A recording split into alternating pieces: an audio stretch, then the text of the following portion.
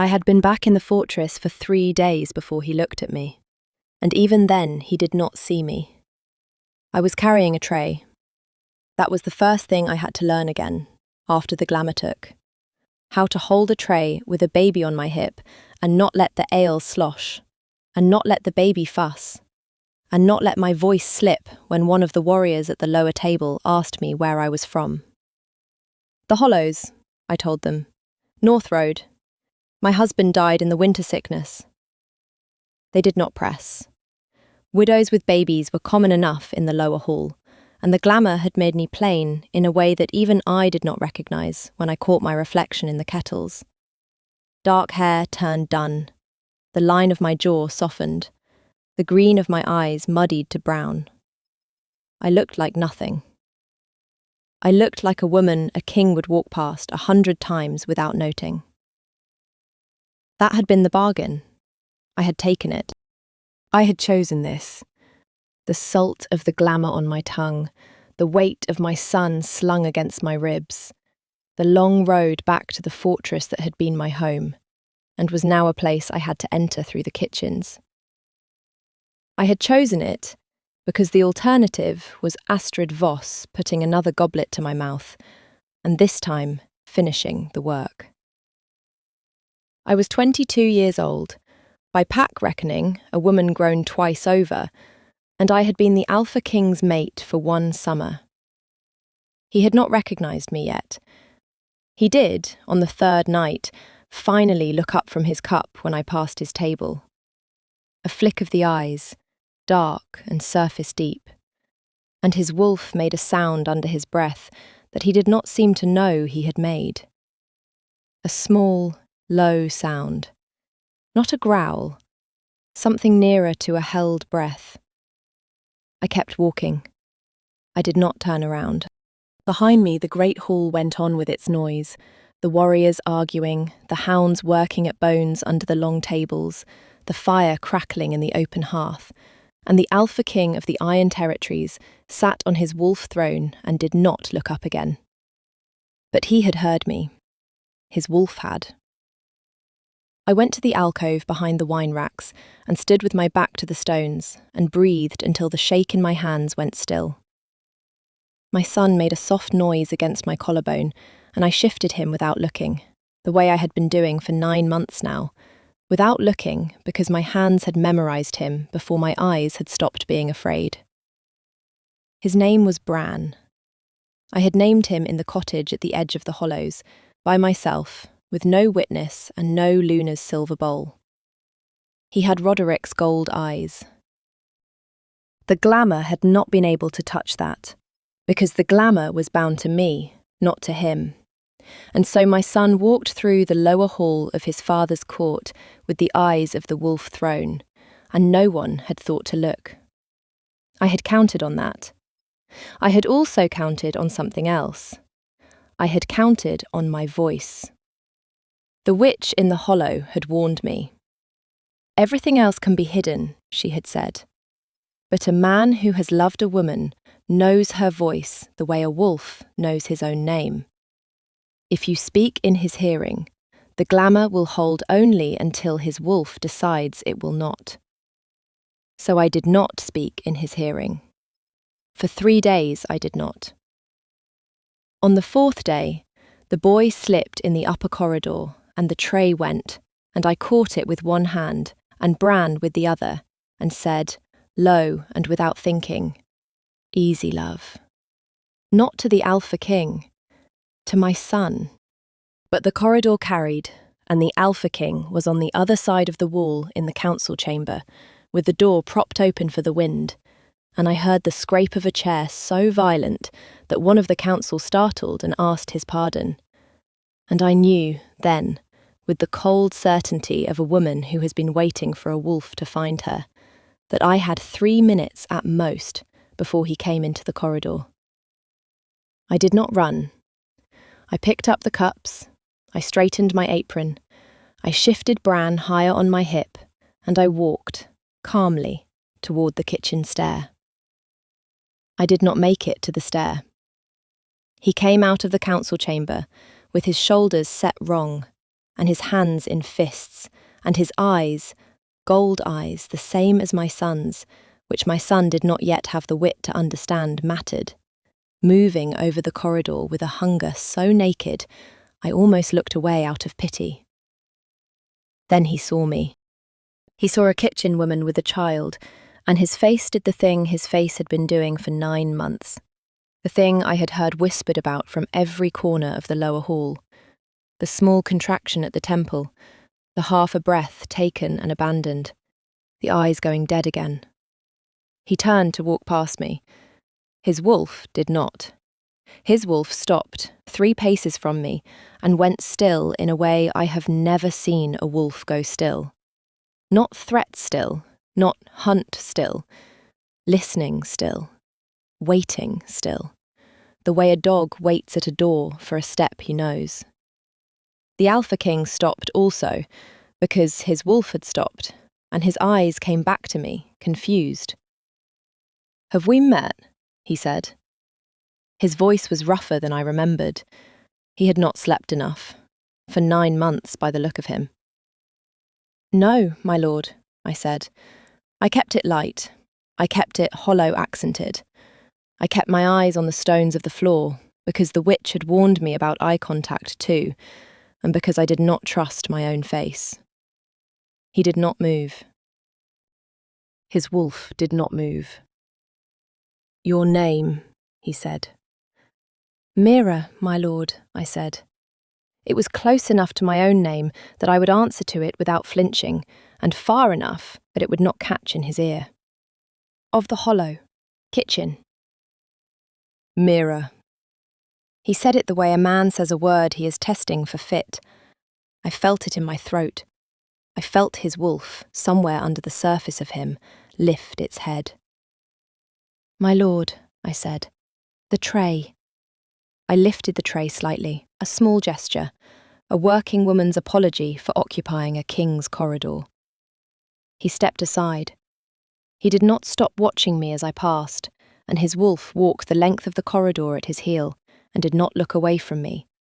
And at the turn of the stair I heard him say, almost to himself, almost to no one, "That child has my eyes." And then, after a pause that lasted longer than any pause in my life, "Many wolves have those eyes." He said it as if he were correcting himself, as if he had said something foolish in front of a council he respected. The voice was steady. The hand on the rail of the corridor was not. I went down the kitchen stair with Bran on my hip, and I did not look back. And when I reached the second turning where the wall hides the corridor above, I sat down on the cold stone, and I put my forehead against my son's hair, and I waited for the shake to leave my hands. It did not leave them for a long time.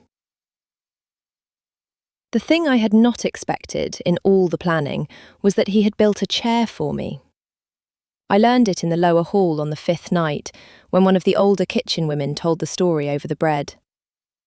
The Alpha King, she said, had refused to take a new Luna in the 9 months since the old one died in childbed.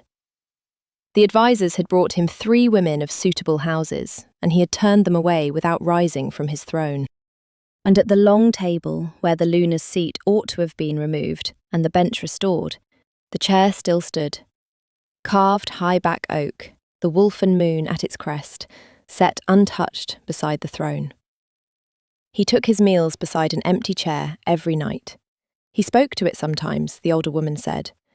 Not in front of the court, but the page who served his wine had heard him, once, ask the empty chair a question about a council matter, and then sit listening as if he expected an answer.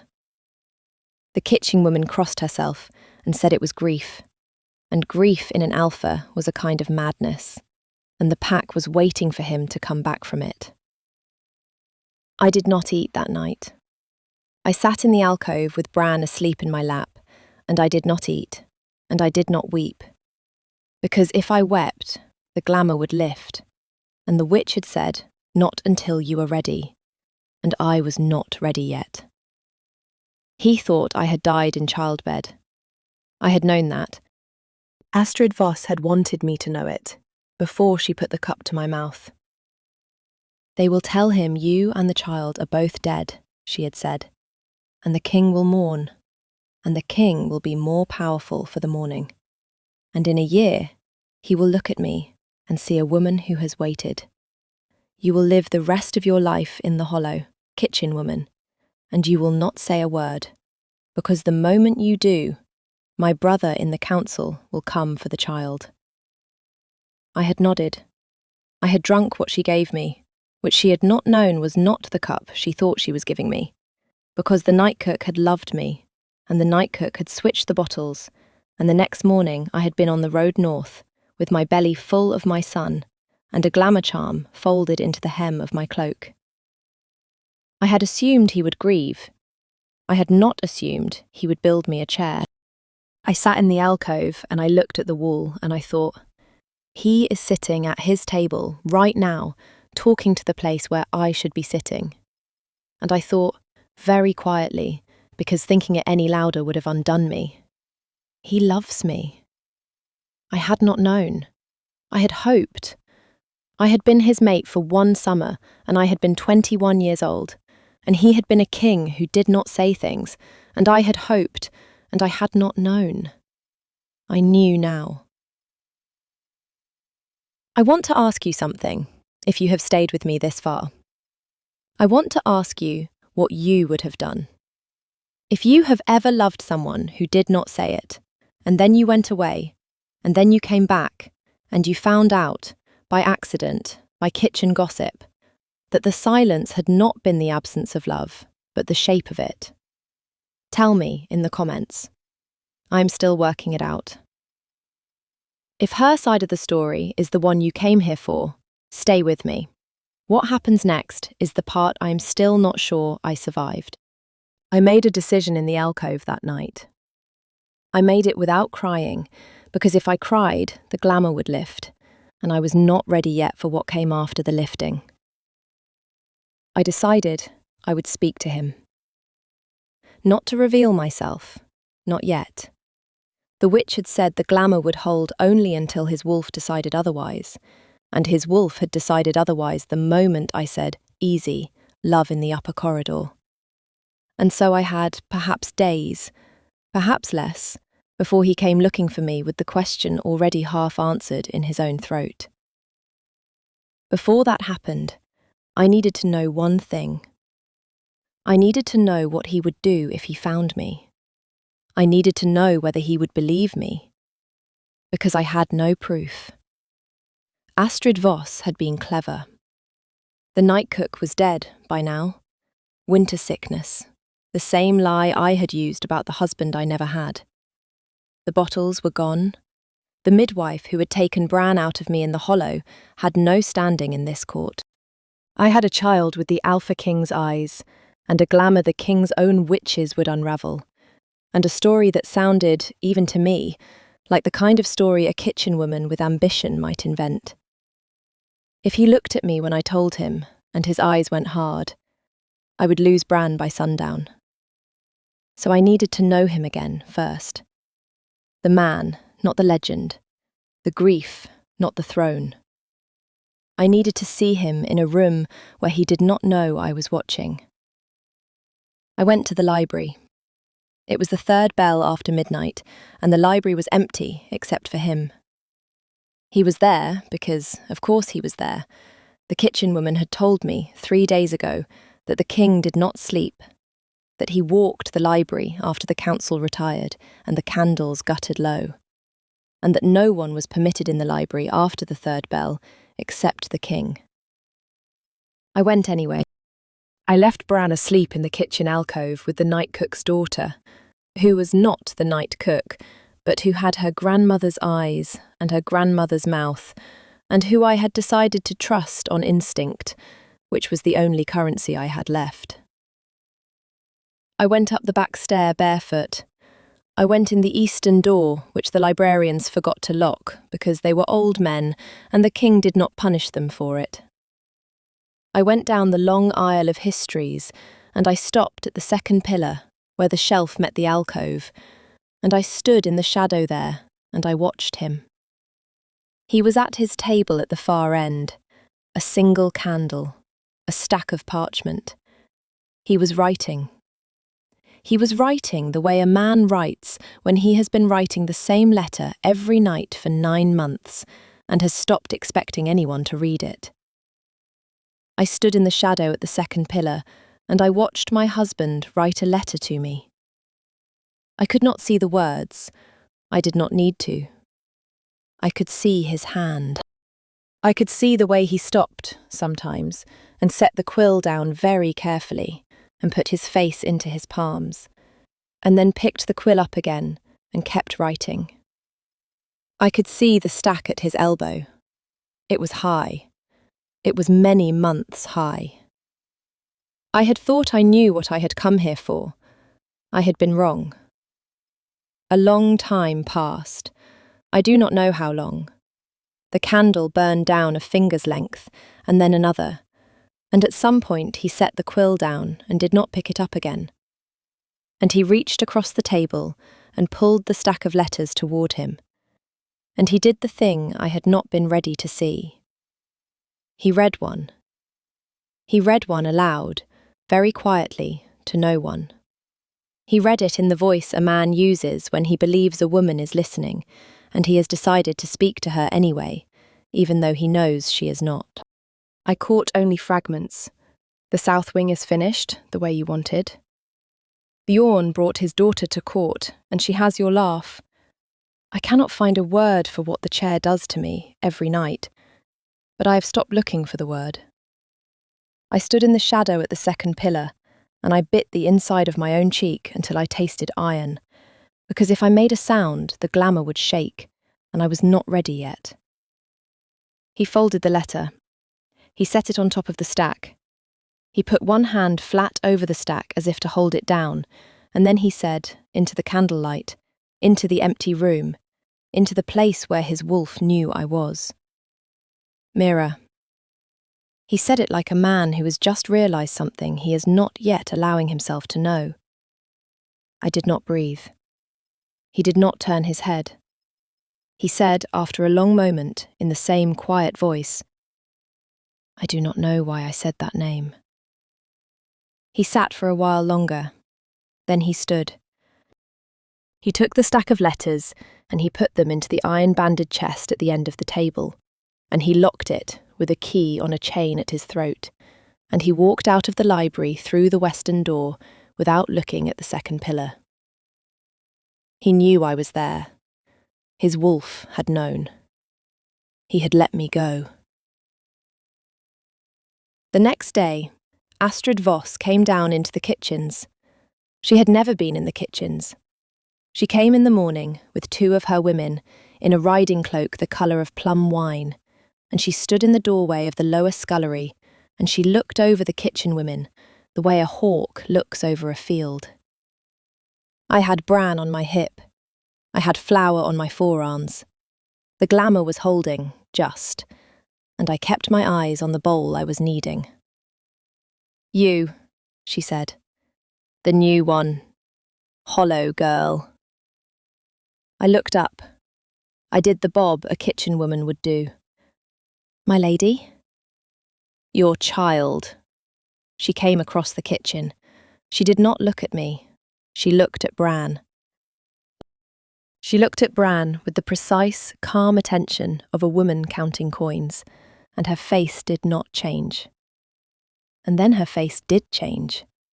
A single line at the corner of her mouth, and I knew, with the same cold certainty I had felt in the upper corridor, that Astrid Voss had recognised my son's eyes. How old is he? She said. 8 months, my lady. Where was he born? The Hollow, my lady, by the road. His father? Dead, my lady. Winter sickness. She held my eyes for the first time. Her face was very still. Hers was the face of a woman who was running, behind her eyes the same calculation I had run myself. Who is this woman? How did she come here? What does she know? How fast can I make this go away? You will bring the child to my chambers, she said, this evening, After the bell. I find I have an interest in him. A widow's son with good eyes is a useful thing in a court. I bobbed again. I did not answer. She turned at the door, and she said, over her shoulder, in a voice loud enough that the other kitchen women heard, "And bring the child himself, kitchen woman. Not a kitchen girl with the child. You." She left. The kitchen women did not look at me. I knew what would happen if I went to her chambers with Bran. I knew what would happen if I did not. I stood with my hands in the bread dough and I thought, very clearly, the time is now. You came here to choose the moment. The moment has chosen you. I lifted Bran out of the sling and I held him against my shoulder and I walked out of the kitchens with flour still on my arms. And I went up the back stair and I crossed the corridor where I had said, "Easy, love." And I went into the great hall through the side door the council used. And I walked the length of the great hall in front of the long tables and the warriors and the hounds and the hearth. And I stopped 6 paces from the wolf throne. The hall went quiet around me, like water going still. Roderick Vald looked up. He saw a kitchen woman with a child in her arms. He started to rise, to dismiss me, to have me removed, I do not know. And then his wolf saw me first. And his wolf came forward in him, the way a wolf comes forward when its mate walks into a room. And he sat back down very slowly. I lifted my chin. "My lord," I said. I said it in my own voice, not the hollow voice, mine. The glamour fought me. I had thought it would yield. I had thought it was a cloak I could let fall. It was not. It was rooted into the salt under my tongue and the warding at my hairline and the binding at my wrists. And it resisted. It pulled cold up through my bones, frost on the skin of my forearms where the flour was, my breath going to mist in a hall where the hearth was roaring 3 paces away. And I held my son tighter, and I said it again, louder, in my voice, the voice he had heard in his bed in the summer when I was 21 and not yet a mother and not yet anyone's lie. "My lord, look at me." The frost went up my throat. I felt my hair give first, the dun draining out of it, the dark coming back in a slow line from the roots, and then the line of my jaw, and then my eyes, and Roderick Vald's hand on the arm of the wolf throne went white at the knuckles, and the warrior at the nearest table dropped his cup, and someone, somewhere down the hall, said a word that I think was a prayer. He did not speak. He stood. He came down off the dais in 3 strides and stopped 2 paces from me, the way his wolf had stopped in the corridor, and he looked at me, at my face, at my throat, at the child in my arms, with his own gold eyes blinking up at the firelight. And he made the sound he had made in the corridor on the 3rd night. The small, low, listening sound. And then he made another sound that was not a sound any king should make in front of his court. He went down. The Alpha King of the Iron Territories, in front of his council and his warriors and his hounds, and the empty chair beside the throne, went to his knees on the stones of the great hall. He did not reach for me. He did not reach for the child. He put one hand on the stones in front of him, and he bent his head, and he said, in a voice that had carried armies, in a voice rough as winter bark, in a voice loud enough that every wolf in the hall heard him. "Forgive me. I did not know." I had practiced what I would say. I had practiced it for 9 months. I had practiced it in the cottage in the hollow and on the long road back and in the kitchen alcove with Bran asleep on my chest. And I had a list. What Astrid Voss had done, what the physician had done, what the cup had been, who had switched the bottles, where the letters from the witch were, the name of the midwife, the date of my son's birth. and I opened my mouth to begin the list, and what came out instead was 3 words. I carried him. The Alpha King made the sound again. I carried your heir for 9 months, and you did not recognize my voice. I did not say it with anger. I did not have the room for anger. I said it the way you say a thing that has been sitting under your tongue for 9 months and finally has somewhere to go. He looked up at me. His eyes were wet. I had never seen them wet. Not in the summer. Not on the morning Astrid had come into our chambers with the cup. Not in any tale told about him. I knew your voice, he said. I have been writing to it for 9 months. I knew it last night. I knew it in the corridor. He stopped. He shook his head. I did not let myself know. It was the most honest sentence I had ever heard him say. I knelt down in front of him with Bran in my arms, on the stones of the great hall, and I put our son into his hands. He took him the way a man takes something he has been preparing to lose forever, and is now being asked to keep. He did not weep where the court could see. He held our son, and he looked at me over our son's head, and he said quietly, only to me, Mira, Mira. I let myself, finally, lean my forehead against his. The kiss was nothing, a breath, less than a breath, the press of his mouth to my temple, the way a man seals a vow he cannot speak aloud. And what broke open inside me had nothing to do with the kiss, and everything to do with the fact that I had come home, in front of a court that had buried me, and the man who had been writing me letters every night had not, in the end, needed proof. He had needed only my voice. Astrid Voss was at the back of the hall. I had not seen her come in. She had come in to watch a kitchen woman be humiliated, and she had walked into the moment of her own undoing. And Roderick, without taking his eyes off our son, said one word. Hold her. 2 of his warriors had already moved. They had moved before he spoke. They had been his men in the summer when I was Luna, and they were his men now. And Astrid Voss did not run, because running would have made it worse, and she stood very still with her chin up, while they took her by the arms. Roderick looked at her then. The look on his face was not a king's look. It was a wolf's.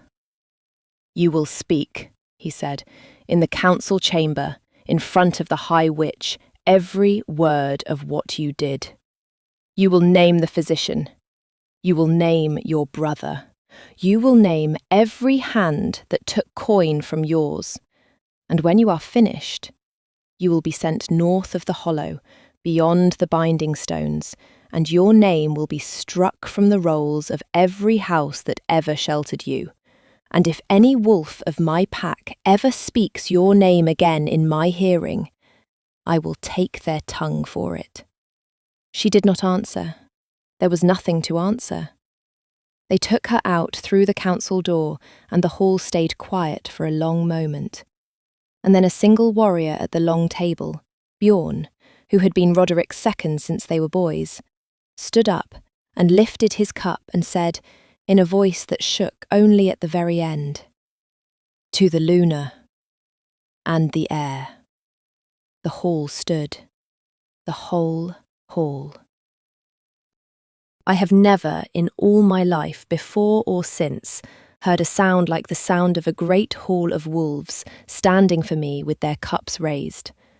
And I have never, in all my life, before or since, watched a king put his face into the hair of his son and weep silently in front of his court, because he had been given back the thing he had been writing letters to for 9 months. 3 months later, the south wing was finished. Roderick had built it for me in the first weeks of our marriage and never told me. I had thought it was for a guest wing, in the summer when I was 21 and easy to surprise. After I was gone, he had finished it anyway. The windows faced east. The library at the end of the corridor had my favourite books on the lower shelves, where I could reach them without standing on the rolling ladder I had always pretended to like.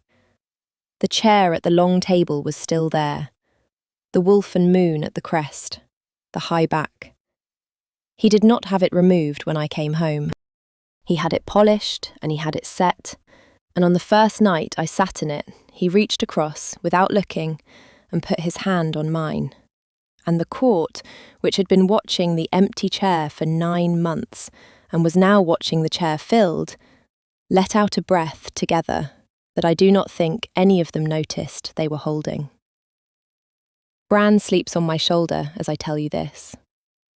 The hollow witch sent a letter at midwinter. Did the glamour break clean, she had asked, and I had written back, it broke the way a thing breaks when it has done its work.